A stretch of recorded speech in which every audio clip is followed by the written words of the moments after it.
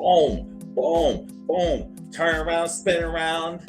Today, we are doing a review on the Millionaire Fastlane. My name is Andrew Taxis, and I'm with AVK Wealth, CEO, founder, all that good stuff. And today, we are bringing you another book review of one of the books that I love, that I've cherished, that I have read in the beginning of my journey, and we're giving it here to you today. So let's get into it. Number one, when I was beginning my journey and I was working my W-2 job and as an educator and teaching people, I found out that there was another way of life, another way of wealth, other than just collecting a paycheck at your job, working time, trading time for money. I found out that there are other ways to make money, growing businesses, real estate, not trading time for money, trading money for money, trading assets for money, all that good stuff. And this was one of those books that changed my life. So let's get into it here. Today, like I said, it is the Millionaire Fastlane series. This is a series on books that we're reviewing that are books that have been extremely meaningful to me, that have helped change my life. So let's get into it. This is a sleeper book. I think Rich Dad, Poor Dad, Robert Kiyosaki's book is a lot more popular, a lot more famous, and has a lot more controversy to it. This book also has a lot of controversy to it, but I think it's a book that not as many people have read, and I would highly suggest this to you. Couple of the concepts that we're going to get into now. MJ DeMarco, he's a pretty outspoken guy. He speaks his mind, and he speaks in very clear terms. And so because of that, he makes his references in cars. So he talks about the sidewalk, which is poverty. He talks about the slow lane, which is, I would say, middle America, your median average income household. And he says that's the slow lane, getting to wealth slowly. And then the fast lane, wealth's shortcut. Today, we're not going to really talk about the sidewalk, and we're not going to talk about the slow lane. There's a lot of negative connotation to both of those things. But if you're reading this book, I highly suggest you take a look at both of those chapters and find out where you are. Me personally, I felt like I was in the slow lane, and I recognized myself very quickly when I was reading over that chapter. And it was kind of painful. I won't lie to you. When you're reading about yourself, you're like, well, check, that's me. Check, that's me. That is also me. Check. And then we got to the fast lane. I was like, my eyes open wide, and I was like, oh my goodness, I didn't know all this stuff was in here. I didn't know this existed. Because the problem is, we don't know what we don't know until we find out, oh, we don't know this. And this book will help you figure out what it is that you may not know. So we're only going to go through the fast lane stuff. The first section, these are the major sections. He talks about the fast lane roadmap. So after you read the sidewalk and the slow lane, we get into the fast lane. So this is pretty much his roadmap to success. His second concept is your vehicle to wealth. This means you have to get in the right mindset. You have to leave your old mindset behind you. So things that you previously knew, you may have to ditch some of those concepts and create this open space, create an open mind, and sit there and say, I'm going to learn something new today, and start learning some of the concepts that he's got to teach you. The third concept is the road to wealth. And then the fourth concept is the speed, the acceleration to wealth. And again, we're going to be focusing on concepts 3 and 4 mostly in this review, because a lot of the stuff you can find in a lot of other books. And again, we're not talking about the earlier chapters. Oh, whoa. If you find value in this video, please subscribe and like the channel. Our channel's growing. We got 61 subscribers. We got 18 videos. I haven't really been doing this very long, and so I've been getting a lot of love. But also, go to my website, avkwealth.com/register. We're giving out free personal financial statements to be able to help you on your financial journey. People talk about budgeting a lot. They're like, I want to budget. This is how much money I'm going to make. And I'm going to cut these expenses to try to keep more money so I can pay things. It's a very shrinking mindset, if you ask me. I much prefer a financial statement. It gives you a clear goal of your cash flow that's coming in, the cash flow that's leaving you. It talks about your assets, your liabilities, and it's going to give you a clear indicator of where you are financially. It'll give you some areas of opportunities to work on to grow your wealth, grow your money, whatever your financial goals are. But if you go to avkwealth.com/register, sign up for our monthly newsletter and get your free personal financial statement, and keep in touch with me. And again, please subscribe to the channel, because it's going to help me reach a broader audience. On to it. So here are the big takeaways, the chapters. So again, we talked about coming with an open mind. Again, you got to be willing to grow financially. You got to be able to grow in your mindset. You got to be able to get rid of the old ways, which is like trading time for money. Working hard leads to wealth, and working hard is a good thing. I don't want to sit there and think, oh, working hard. I work hard. I don't really know a lot of people that don't work hard when it comes to them. Some people work jobs and don't work hard, but I would say honestly, most people work hard. So let's move that to the side. So he talks about these different commandments. Number one, this was the big thing for me. The commandment of control. Do you control the thing? Do you own it? So for example, when I bought my real estate, when I bought my duplex, I controlled it. I owned it. It was mine. I can do with what I want. I could sell it. I could buy another property. I could take a HELOC on it. I could rent it out. I could live in it. There's so many options, but I am the one who is controlling the thing. The thing is not controlling me. And with the W-2, there are some controls I can control. I go to work. I can control I don't go to work. I control I work harder. I can control I don't work as hard.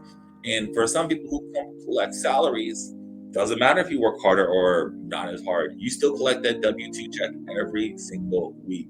But at the end of the day, the company can let you go. The government agency can let you go. There's no control over that. I mean, there's control if I quit or I go to work, but you ultimately have no control of that thing. And when you leave, there's zero to show for yourself. At least when I sell my property, I'm going to make money off of that. Well, hopefully, if you purchased it right. So the commandment of control. 3, the commandment of entry. Is it easy to get into? Is it hard to get into? So for example, starting a YouTube channel, if you're like me, I do no edits, no cuts, no nothing. I just go one shot, one time. That is it. I don't want to do all the editing, but it's not that I don't want to do it. I'm just a teacher at heart, and this feels more comfortable for me because when I get from my students, I got one shot. But again, commandment of entry. Is it easy to get into? Anybody with a phone, right here, anybody with a phone can just open it up, start shooting YouTube videos. But, right, as you want more followers, more viewers, you want to be monetized, you're going to have to go cut above and do things that other people aren't doing. So therefore, the barrier of entry gets a little bit harder. For example, if you're going to buy real estate, anybody can buy real estate, right? But you got to put some money in the game, and not everyone's willing to put money in the game. So that barrier of entry makes it harder to get into the game. And again, with the harder the barrier, the more the rewards. So you got to be aware of what level you're entering in at any one of these levels. Like anybody can buy stock. I can buy stock. You could buy stock. We can all buy stock. It's not hard to do it. You can buy stock for pennies, or you can buy stock for millions. But the more you spend on stock, the more reward you might get out of it. But the barrier of entry to get into that level of game is harder. And if you do go into that higher level, you better know what you're doing with your money. Because if you do not, then you have more potential to lose that money. Next, we have the commandment of need. This was not something I was aware of. Basically, when you're starting a business, you got to find out what is the area of need. Who can you serve? What problems are you helping fix? Are you giving a good, a service, a product, whatever that is, to be able to support people, make people's lives better? And if there is no need, and a lot of people I find sit there and say, well, I want to do this. Well, that's great. Is there a need for it? No, but it's something I want to do. If you have to use the word I in any of your statements, that's a problem, because you're only serving you. But when you serve others, you're able to create a much broader impact on your community and be able to serve more people. So therefore, you're able to have more impact. And so if you're solving that need, if you're solving that problem, you have an opportunity to make more money. I was reading this thing. I actually had this question. Someone asked me, how can I make $10,000 real quickly? What's the fastest way to $10,000 or $100,000, whatever? And then I asked the question, like, what financial education do you have? What do you know about money? Well, I just want to find something that's easy for me to make money real quickly. Well, that's nice and all well and good and everything, but who are you helping? Who are you serving? Who is your audience? What is their problem? What do they sound like? What do they look like? And hopefully for you, you sound like someone that I may be able to serve. Like, again, I'm giving you this book, I'm giving you this information because I'm hoping to serve you. I'm hoping to help you on your financial journey so that you can speed up your process to get wherever it is you're looking to do. But again, that commandment of need, you gotta have it. Next month, the commandment of time. Can you automate something? Can you create money trees? So here's an example of a money tree. My duplex that I own two sides of that one duplex. It's got one roof, two sides so that people live in. And I make money every single month. I don't work in it. I barely spend time in it. Now, do I spend time in it? Yeah, I do. I take calls from my tenant. I work with my property manager. I make sure that the rent is being collected. I make sure that the bills are paid. There's a lot that I do.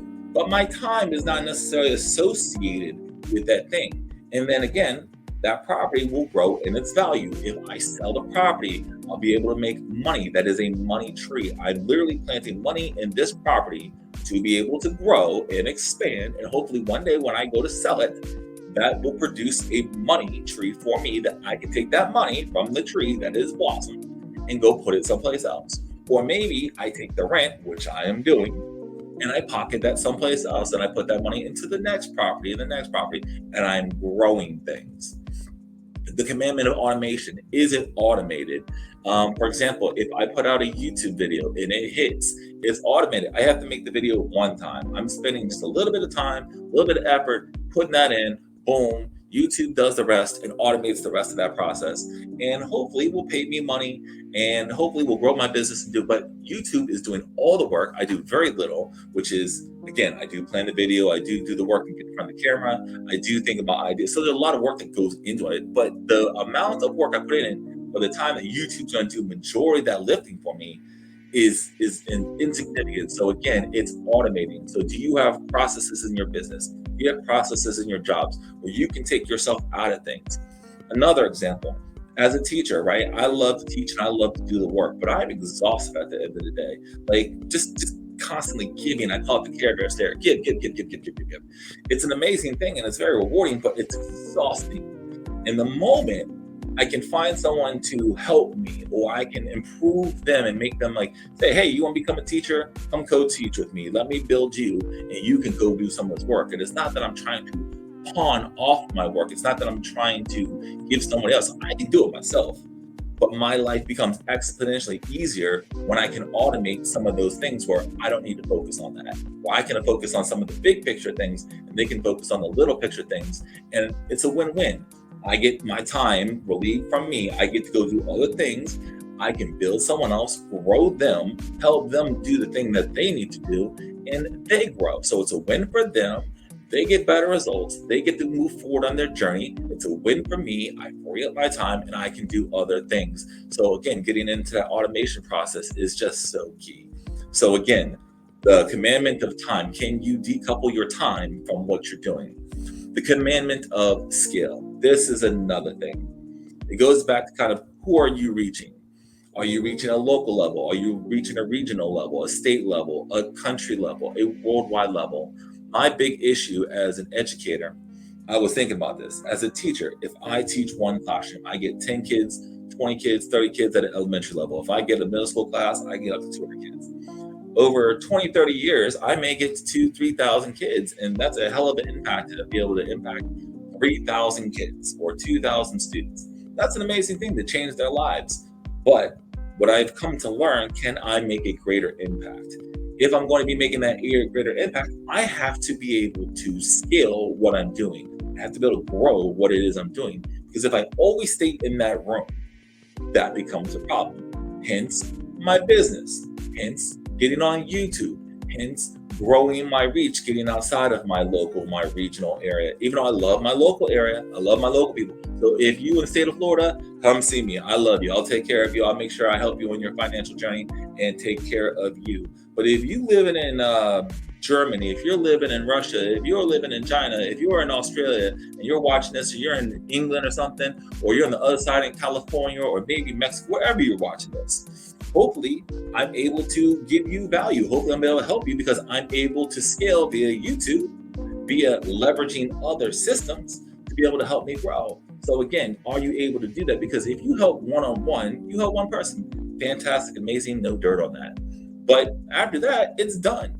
There's no scalability in that, other than they may recommend you and hopefully one grows to two to and that whole thing. But if I send one YouTube video, I can help millions of people in one shot. So question for you is, are you scaling what you're doing? Are you scaling your job? Are you scaling your business? Are you scaling your real estate? Are you scaling your stock portfolio? Are you scaling? So the commandment of scale. Throwing hijackers to the curb. Oh my goodness, this is the biggest one. I could talk about this one for hours.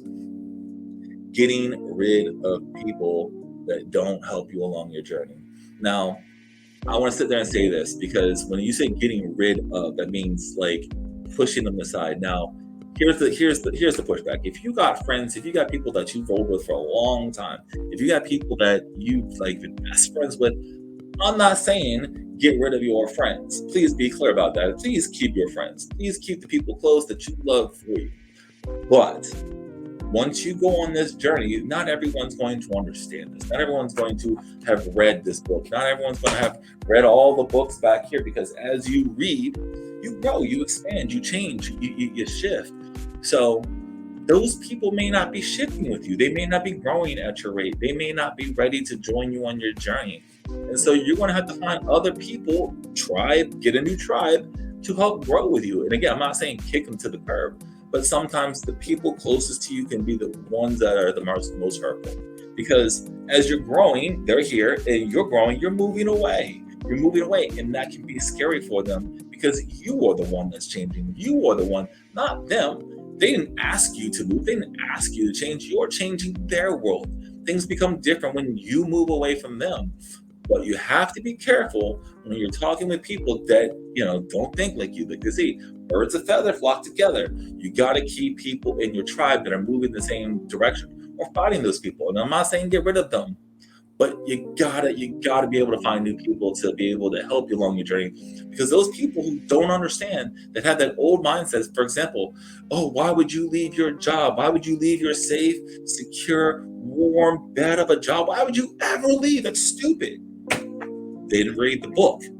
That's a problem. And that scares them. Why would you be leaving? And they're actually trying to help you, because they're trying to make you safe. But as you grow outside your comfort zone, you're going to take other risks, and they're not willing to do that. But don't let their mindset become your mindset. So you're going to get rid of the people who are hijacking your mindset, people who do not believe the same things you do, because you're changing, you're evolving, you're going down your financial education journey. So you got to be able to do that. Next, build brands, not businesses. Woo! I like that. Build brands, not businesses. This is my brand back here. This is my brand. Look at my brand. Boom. My brand's here. My brand's up. It was on this side of the thing. My brand is everywhere. It is on the bottom logo. Actually, let me change it up here. Let me show you something different. Boom. AVK book review. There's another one of my branding. I'm building a brand. I'm also building a business, but I want people to understand that my brand is financial education. I'm here to help you. I'm here to support you. What is your brand? Are you building a personal brand? Are you building a business brand? Are you building something that you can be associated with, something that people can sit there and say, hey, that Andrew Contaxis fella, he's the financial guy. He talks about the financial education. He talks about I'm that guy. I'm the finance guy. What was it? There's a bad meme. I want a guy in finance. Oh, is it 6'5", blue eyes? Well, I got one of the three. I'm the finance guy. I'm not 6'5", 5'11", 5'12"-ish. And I do not have blue eyes. But I got a blue black background. That's got to count for something. So you got to build your brand, because, again, the problem with W-2 mindset, the problem with working a job, you're building someone else's brand. You're building someone else's company. You're building someone else to make someone else money. So if you work for Amazon, you work for Verizon, you work for, I don't know, the government, let's say you were the DMV, I don't know. You're building Verizon's brand. You're helping sell their phones. You're helping sell their products. You're wearing their Verizon shirts. You're branding their company. So when people come in, they're like, oh, the Verizon guy. You're the guy who helps with my phone. You're building their company. And there's nothing wrong with that. Nothing wrong with it. However, when you leave that job, That's it. Ties are cut. That's it. You don't get the Verizon benefit package unless you retire from them. And that's if you have a benefit package. But I prefer to build me. Yes, I do work my W-2. I still have it. I want to be clear with that. Yes, I still work my W-2. Yes, I collect my paycheck. Yes, I'm doing those things that I say not to do. But I'm also doing this so that one day when I do decide to leave that W-2, this thing has grown exponentially. I've been able to help more people. I've been able to grow my brand, scale my company, do all these different things and help more people so that I can probably pass this down to my children. I can pass this down. I can sell the business. I have options with a business when the time comes when I want to step away from this thing. But with a job, I don't have that. So again, you need to be making sure that you are building your business. What is it? Robert Kiyosaki says it best. Robert Kiyosaki says it best. Mind your business. Don't be minding other people's business. Now, I mind other people's business, but at the end of the day, I mind my business. Mind your business. Right? That's how you make money, by minding your business, your money, your brand, your stuff. Mind it. You'll do better with it. Last name. Monogamy over polygamy. So that means, are you working on one thing? I work on my brand exclusively. I work on my business. I work on my real estate. That's what I do. I don't do other things that are outside of this particular business and my real estate. Those are my two things I'm focusing on. I also have a third thing, which is, again, my job. I got my job. I work on it. Yeah, I mind that. But I try to be exclusively on these two things. So if it's not, in real estate, or it's not this business, I'm not doing it. Because if you spread yourself, if you start doing this thing and that thing and this thing and that thing, and you said, oh man, someone comes up to you, like, I got the new hotness idea, come do this. And you're like, yeah, that sounds like a great idea. I want to come over here. And then you leave and you say, this guy's good, I want to come over here. You're going to spread yourself too thin. I've learned to be focused. Focused is better. Once you have the money, once you have the assets, once you have the time, once you have the allocation, then maybe you can spread yourself a little bit here, there, and kind of put some money and grow some money trees and see which one blossoms the fastest. But for the initial start, what I'm going to tell you, focus on one thing. Focus on one thing. If you're going to read one book at a time. Don't start this whole collection here. Read one, consume it, learn it, take action on it, and then move on. So that is the big takeaways of this. How have I learned from it? Because I always want to tell you my experience. When I started my financial journey, I didn't know much about it all, but I knew I had to get better. So I started reading, started reading all these books. I'm like, turn to the other side over here. Oh, there's my degree. Not my degree, my certification. I started reading, and that's how I started to learn the things I didn't know that I needed to know. And then from that, I started thinking bigger. Because the problem is, let me just be real with you. The big problem was for me, I got my master's degree. My mom always said, go get your degree. When you get your degree, the degree will lead to money. The degree will lead to a good job. It will lead to stability. That is true. I got my degree. I was able to become stable. I got 2 master's degrees. I got 1 bachelor's degree. I am stable. But my big problem was, once I became stable, once I had the job, once I had the car, once I had the house, once I had everything that I needed for me, I sat in a chair and I was like, is this it? Have I maxed out in my life? Is this what I've become? Just an educator that goes and does the job, comes back, gets some money, goes do fun things, and then repeats. And for some people, they love that, and more power to you if that is you. I'm not knocking that lifestyle one bit, that's you. But for me, I was like, man, I undershot myself so much.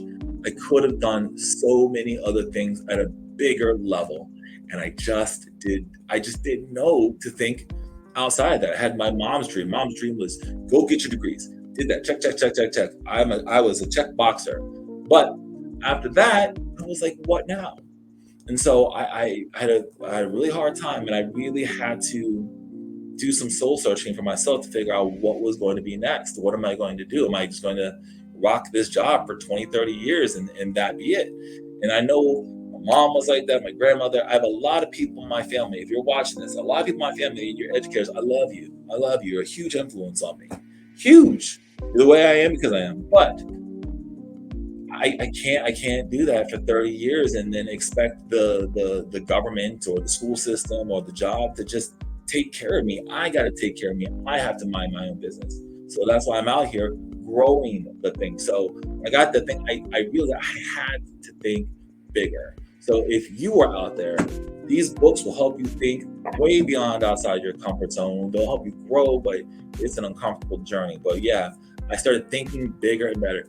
Then I started my businesses. I started my business. I started my real estate. I started taking action on those things. And it was scary. It was uncomfortable. I still don't like it. I do not like having to grow. But I forget who said it, but was it in discomfort you grow? You grow in discomfort. That's what happens. You have to get uncomfortable, grow out of your skin to start doing things. So I started taking action. I started buying my real estate. I started this company. It was just a picture. I was on online and I was just messing around, just thinking about something bigger, and I created my first logo. It's in the corner somewhere.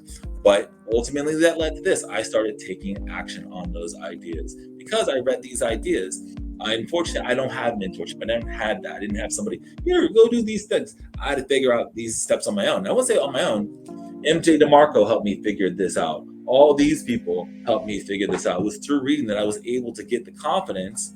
I don't even call it confidence. I would just sit there and say the courage to be able to go do that, which led me to me now having owning a few properties, which has now led me to my YouTube channel, which has allowed me to start taking off my business where I'm helping people solve some of their financial issues that they're having and growing their business. I'm going to be offering an education course very soon here. Again, go to AVK Wealth /register. Sign up for your free, what is it? Your free. Let me go back to my slides here.